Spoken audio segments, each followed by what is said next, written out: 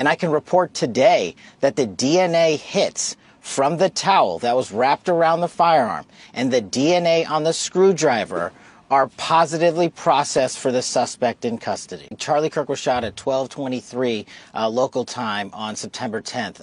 By 12:39 p.m. local time, FBI assets were on scene securing the scene. We then launched at 10 a.m. the next day the first images of the suspect. Myself and the deputy arrived at 5 p.m. local time on September 11th.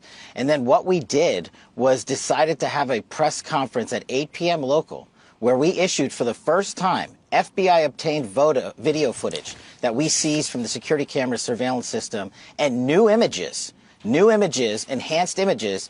I decided to release immediately to the public because we were working with the public and the media to find this killer. Shortly after that 8 p.m. release, at 10 p.m. local time, the suspect was in custody. Why?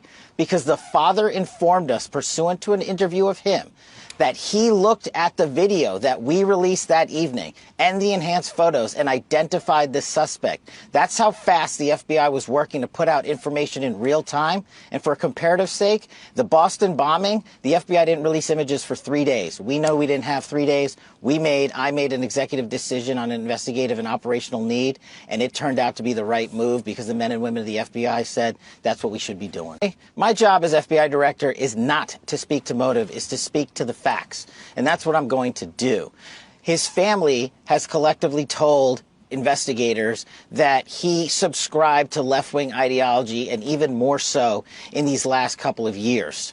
And he had a text message exchange, he, the suspect, with another individual, in which he claimed that he had an opportunity to take out Charlie Kirk, and he was going to do it because of his hatred for what Charlie stood for.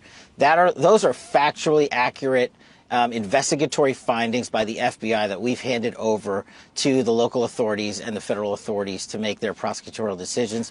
But I believe in this instance of such public importance, the public has a right to know.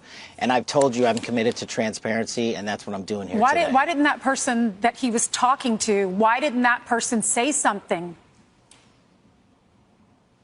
Our investigation is ongoing. That's a great question, and we don't have an answer on that just yet.